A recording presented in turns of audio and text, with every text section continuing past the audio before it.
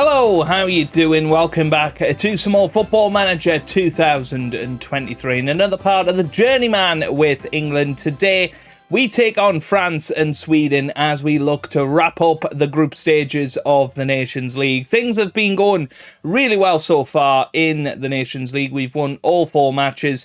We beat Sweden 5-0 in our match against them. Niall Bloxham getting 2 goals there. Bukayo Saka, Jude Bellingham and Matthew Granger also scoring. We then beat Germany 2-0 at home. Harvey Elliott getting both goals, meaning that we are top of the UEFA Nations League group. We have already qualified for the next round, so this is 2 matches to really build upon that and try and beat France away, which would be an awesome result, and then finish it off with 6 out of 6 in the Nations League group, which I think would be a very, very impressive run of form. We have won 9 competitive matches in a row. This is for 10 in a row, and I am looking forward to that. Thank you very much for the support on the series so far. Keep it coming. And yeah, we are, in that sort of in-between phase where we're going to be building towards the World Cup of 2038, but we have got the Nations League to try and win. And, next episode tomorrow will probably be the semi-final and final of that if we do get through in that. This is the squad that we are going to pick. I've went ahead and picked all of those. There are a couple of new names in there. Perry Franson Jones is one of them. He plays for Newcastle United now, but came through the Portsmouth youth system after our time at Portsmouth, but still feels very special that maybe something we built is now coming into the England team. I can't remember who the other one was, who we've brought up. I don't think so. I think you've seen Niall Bloxham before. He's a 29-year-old striker for Manchester United. Has scored 7 goals in 5 starts this season in the Premier League, so definitely needed a chance in the team. I'll tell you what, this would be the one job that might tempt me away from international management, the Newcastle job. Oh, I mean, we might not ever get a chance to get this job again, but it's not the right time. We want to win the World Cup, and that's the thing. They're in a bit of a mess at the moment. We've got a good thing going with England, so I have to reject it, which is a real shame. Oh, hey, I probably didn't edit that out, so that's hilarious. But yes, here it's the team for today against France. A couple of injury problems in the build-up to it. Ben Wood and Rhiannon Glasgow both out for a significant period of time, actually. And they were replaced by Jeremy Myers and Wade Myler, respectively, but this is the team that we're selecting to take on France. Howes will start in goal with Livramento, Woodward, Warburton and Cutbush in defence. Bellingham will hold the midfield with Granger and Phil Foden in the middle of the park, and Harvey Elliott and Bukayo Saka will start behind Niall Bloxham up top. So, big opportunity for us today to get one over on France, away from home, playing in red. It really is a wonderful opportunity for us, and I think one that we have to, take with open arms. We don't get the chance very often to go away to France and prove to them what a good side we are. We of course beat them 3-2 at Wembley. Germany have went away to France and beat them as well. So, yeah, let's keep that going, and there is a chance that France could get relegated from the Europa or the UEFA Nations League A if they were to lose both their matches from now until the end. But here's Woodward, gets it to Granger. We're looking too far ahead here, but Foden on the ball gets it to Woodward now, and now over to Livramento, building from the back quite nicely, but Livramento caught out in possession there, and there's a ball over the top, but Woodward comes and collects that rather nicely. Gets it forward to Bellingham now. Here's Livramento on the ball. Keep going, son. Livramento in over to Bloxham. Here's Livramento again. Good chance forward to Harvey Elliott now. Elliott with a chance to whip it in. He gets it back to Phil Foden. Oof, that was nearly a brilliant opening goal there. And back into the starting lineup, Foden, after missing the last few matches, because Ben Wood has been too good in that position, and that's why he's been left to sort of a bench role. But yeah, that was an impressive shot from him there, just over the bar though. And at the age of 36, still putting in the miles, still playing very, very well. His 157th cap today, and he will be on project sort of 165, maybe 170. He's thinking, where can I set the target for the record? And, Saka's up there as well. He's on 138, but Phil Foden was or is going with Jude Bellingham, sort of pound for pound. They're both on 157, so one of them is going to end up with the career most. Probably, what? I'm confused. Yeah, I'm confused why Callum Lloyd would be able to play there. Yeah, what you would think it's Bellingham, because Bellingham has got a few more years left in him. You would think. I'm going to put on Chris Giles. So 3 substitutes on. Be nice to win our 10th game in a row. We have been the better team, funnily enough. We are going to go attacking for the final 15 minutes or so. And here's a set piece. We're usually deadly from them. Elliott into the middle, and it's a good catch from Mwanza there. And France can build from the back. He gets it forward. And that's a head forward by Missy Botto, our old four from Real Madrid. But what a terrible finish that was by the French striker there, Pancrate. He will be very disappointed with that. That was very poor. We got 3 minutes at a time. A late chance for France, though, from the corner flag. Come on. We want Howes to come out and collect here. It's into the middle. It's a header from Saliba. Hits the post, and it's behind by Warburton for another France corner. Pancrate into the middle, and Howes comes out to collect. And I think that will be your final chance of the match. Oh, well, 10 seconds left here. Is the ref going to blow his whistle? Or is there going to be one final chance? It's Pancrate with a chance to redeem himself here. Oh, good save. But he blew for full time anyway before he could pull the trigger. But we'll take it, 0-0. Obviously not the best result we could have had, but we've got away to France. We've got a draw. And now let's finish it off with a great result against Sweden. Well, there you go. We were talking about Phil Foden and what a player he has been.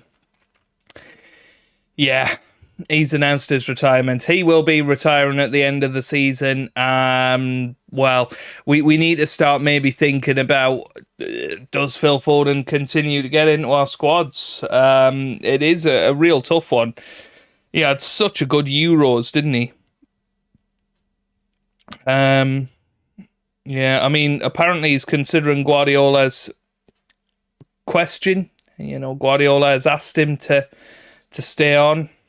I mean, Pep might well be retiring this year. He's 65, to be fair. So it is an interesting one. I don't know how many games he's actually played for Manchester City this season. Is he out of the squad? Well, there you go. I mean, that's probably made his decision for him. He's not playing much for Man City, and maybe that'll make our decision too. Okay, here we are for the match against Sweden. A chance to look at some different players. Callum Lloyd comes in at right back. Frenson Jones comes into the middle. Lucas Smith is going to be in the midfield with Jeremy Myers taking his chance at right wing. Brett Betts leads the line. So here we go then into the match in what will be both Phil Foden and Jude Bellingham's 159th cap of their career. That is ridiculously good. I'm disappointed that Phil Foden is retiring, because he's still got stuff to offer. He's still very, very experienced, still very skilled. He's just not getting the game time at Man City right now, and that's probably what's made the decision. Although we've seen with Kylian Mbappe, he ended his career on a 101 goal season. So, it's not all to do with game time, and he might have just decided he's had enough. And, well, Jeremy Myers, what a chance that was for him to impose himself and give us a selection headache. And he threw away that chance there. But yeah, we need to think about who now comes into that central midfield rotation. Phil Foden is a very, very big part of that rotation, along with sort of Harvey Elliott and Ben Wood, of course. Bellingham is more the holding role. But this is a chance for Sweden, and they go 1-0 up. And it's Naguba who puts it in. And, well, Sweden are 1-0 up, and so far, this has not been the episode for us, has it? Lloyd throws it in. It is cleared away. Now here's Danielson. Oh, what a tackle from Woodward. Now here's Myers. Myers gets it to Foden. Here's Foden on the ball. It's Lloyd still pushing forward. Callum Lloyd whips it across, but Foden can't get there. Here's Bellingham now. Bellingham forward to Lloyd. Lloyd into the middle. It's Brett Betts with a great chance, but it's skied over the bar by the defender. And let's see how we get on here. It's Phil Foden. That's going to whip it in there. Oh, it's headed away. Franson Jones now gets it to Smith. Franson Jones. Cutbush. It's lagging. It's lagging like mad. It's not enjoying that. Don't know what that was all about.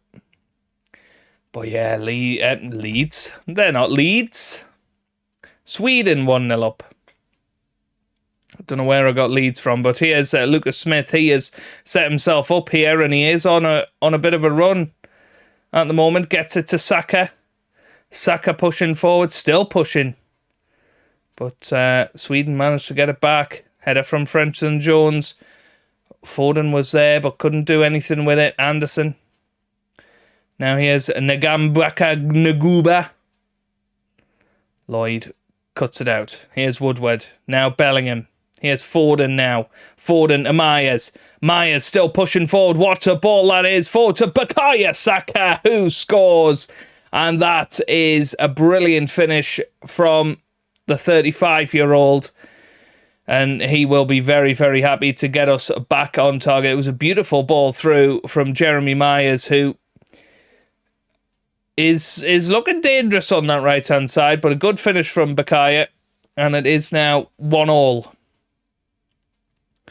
It would be nice to get one over Sweden in this final match of the group stage, put us in good stead for the semi-final and potentially final to come. And we'll have a little look through the groups as well at which teams we are likely to be facing. Here's Foden. No, Foden having a very, very disappointing game. And I don't want his career to go out with a whimper, but he's not match sharp at the moment. Here's Cutbush on the left, still pushing forward here. Gets it to Foden, that's across the top. Saka's there, Betts with the goal. 2-1 now. Saka with a goal and an assist. And half an hour in, we're looking very good all of a sudden. And let's have a little look then. So Spain are top of their group. They're going to easily get through there. Romania are top of their group, funnily enough. Whipped into the middle, header away by Bellingham. I'd like to look at that Romanian group and how they've topped it. Here's Miller with the shot over the bar.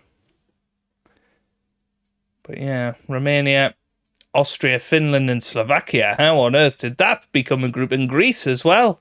Oh no, that's it. Okay. Okay, it's not in League A. Fair enough. So we'll have to have a look at some of the other League A groups at the end of the episode. Here's Cutbush. Nice movement. Header back to the goalkeeper. Be nice to get a third just before half-time. As I say, we have been the better team so far, but Sweden might have another chance here. Here's Kola on the ball. Back to Nissen. Gigovic. Oh, what a ball forward to Danielson. I think he's offside. Yep. He was disallowed goal there. But it was a good finish. Don't get me wrong. Lloyd, Bellingham. Lloyd into the middle, but cleared. Here's Smith. That's forward to Lloyd. Lloyd loses out. And those are the positions we need to think about. You know, we've got our wingers with Elliott and Saka, the sort of first choices there. Bellingham is our holding midfielder. And right back is Livramento. That's not what we like to see, though. Equaliser just before half-time. And Sweden, you know, have done all right in this half. They've done all right. What can we do, though? What could we do to rile them up, get them going for the second half? Let's do it. We'll keep it going for now. I think Foden potentially needs to come off. He's looked disappointing so far, and we need to really consider, are we going to be sentimental about it? But then, you know, we had the same argument with Reece James. We knew he was retiring after the Euros, but he turned out a very useful utility player in that tournament. And I'm sure Phil Foden could be the same as Brett Betts gets his second in the match, and it's Lucas Smith with the assist there. That was rather nice, wasn't it? Very good play. Smith got it forward and chipped it back towards Brett Betts, who leapt higher than Olofsson there. And it's now 3-2 to England. That's exactly what we needed. Germany-France 1-1, by the way. So France very much struggled this year. Considering they were world number one, they were the bee's knees going into the European Championship. I think they went out to Croatia on penalties, didn't they? And that's set them on a bit of a funny course, really. You know, it was meant to be a tournament they had a very good chance of winning. They didn't win it. They didn't get close to winning it. And I think they're going through a little bit of a regroup stage. Oh, Brett Betts has got it. Can he get his hat-trick? He's gone open goal there, and he does score. That was very dangerous from the goalkeeper, but good interception from Brett Betts. Went round the keeper, put it into the back of the net, and it's now 4-2 to England. And yeah, that was just risky play from the goalkeeper. And Brett Betts puts it into the back of the net, and it's Sweden 2, England 4. Here's Rooney. Whips it in. Header. Off. 4-3. And it's that man, Naguba, again. Nguba. Very good. Very, very good. 4-3 as it stands. But here comes Sweden again, you know. And they have been very, very solid. Frenson Jones hasn't been playing well. This is a chance for Danielson. Oh, it's cleared by Jude Bellingham, of all people. Now then, I think Frenson Jones has to come off. He's had a horrible game. Cutbush hasn't played well either.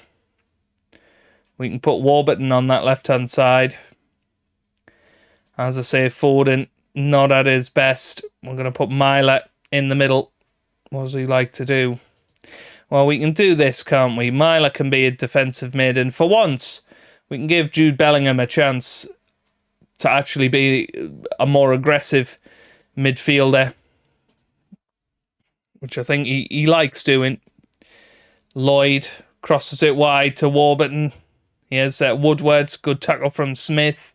Robinson, Warburton now. Here's Bellingham in that more advanced position, not knowing what to do with it. He's so not used to it, and that's a terrible ball from Michael Robinson. And here come Sweden again, but Robinson makes up for it. Bellingham all the way back. He knows that he is very much required in those defensive positions to keep us going. Myers crosses the ball to Saka now. Saka still going down this left-hand side. What a ball! And Brett Betts could have had a fourth there, but didn't. Yeah, I mean, he's not really going to have much of a chance of breaking the record. He's not got that many caps, really, for being 29 years old. Here's Saka, though. Bukayo Saka forward to Myers. It's Brett Betts. Somehow it hasn't gone in. Here's Myler. Nope. It is cleared. And Leeds... why do I keep calling them Leeds? Sweden still coming back at us. Here's Danielson. Look at this space. Danielson. Oh, that's a bad tackle from Myler. And this leaves a free kick very much in Sweden's range. It's going to be Rooney with the free kick. He whips it across. And it's a shot over the bar. That was terrible. Really, really terrible from Miller there. It looked like a great opportunity for them, but they didn't take it. Germany look like they're going to get one over France as well. So there it is, 4-3 in the end. We get over the line. It wasn't our best performance, but two matches where there wasn't a lot to play for other than let's get 18 out of 18. But we've done well. You know, you have to say we've done well. Let's have a little look then. So Croatia, Italy are the other teams that have qualified, and yeah, I mean that's going to be a very, very challenging quartet. Italy we beat in the quarterfinals, Croatia we beat in the semi-finals, and Spain we beat in the final of our European Championship glory run. So yeah, we're going to have to do all of that again if we want to win the Nations League. If you have enjoyed that, give it a big thumbs up down below. Subscribe for plenty more Football Manager videos. And I hope you guys are having a wonderful day. Thanks for watching, and goodbye.